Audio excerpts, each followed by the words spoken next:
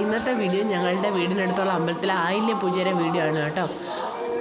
സാധാരണ ഒരു 9:30 ഉള്ളിൽ പൂജ തുടങ്ങുന്നതാണ്. ഇന്ന് കുറച്ച് അധികം സമയം ലേറ്റായിരുന്നു. കാരണം നല്ല മഴ ഉണ്ടായതുകൊണ്ട് പിന്നെ ടാർപ്പെല്ലാം വലിച്ചു കെട്ടിയ ശേഷമാണ് പൂജ തുടങ്ങിയത്.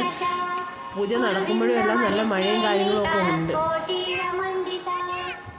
നമ്മൾ ഈ ക്ഷേത്രത്തിൻ്റെ പ്രത്യേകത എന്താണെന്ന് വെച്ചാൽ ദേവസ്വം ഏറ്റെടുത്ത ക്ഷേത്രമല്ല, ഇത് കരയോക്കാരെല്ലാം കൂടിയാണ് അമ്പലത്തിലെ പൂജയും മറ്റു കാര്യങ്ങളും എല്ലാം നടത്തുന്നത്.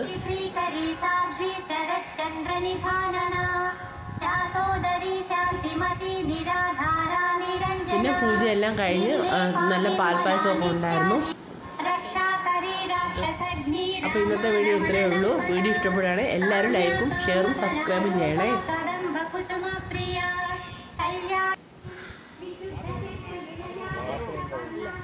പുതിയ വീഡിയോ ആയിട്ട് കാണുന്നവരെ എല്ലാവർക്കും ബൈ.